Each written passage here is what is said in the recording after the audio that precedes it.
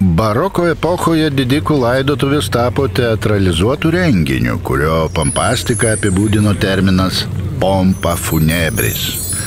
Šarvojant mirusįjį būdavo įrengiamas puošnus statinys castrum doloris, kurio puošyboje akcentuojami giminės ir mirusiojo nuopelnai, pareigos, turtai, dorybės. Prabangių laidotuvių metu buvo sakomi ilgi pamokslai, šaudoma iš patrankų, į bažnyčią atvedami mirusiojo žirgai.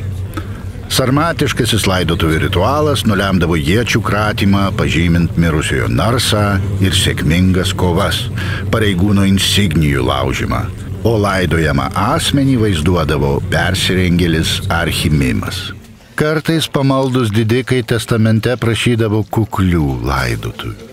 Jie norėjo būti palaidoti su vienuolio abitu, paprastame karste, po bažnyčios priengiu, arčiau stebuklais garsėjančių paveikslų relikvijų. Tačiau dažnai vykdančios kuklę mirusiojo valią bažnyčios ir velionio giminių prabangus norai susikirsdavo.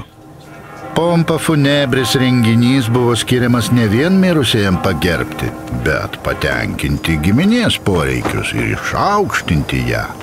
Didikų laidotuvių iškilmėms būdavo ruošiamasi nuo kelių savaičių iki kelių mėnesių. Pasitaikydavo, kad mirusis būdavo palaidojamas tik po kelerių metų. Istorija mena atveju, kai mėginant suderinti mirusiojo prašytą kuklumą ir giminaičių trokštamą pompastiką, buvo surengiamos dvejos skirtingos laidotuvės.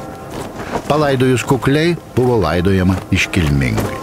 Kelias dienas rengiamos eisenos, procesijos, iškilmingos mišios iki vėlumos ir prabangus gedulingi pietūs.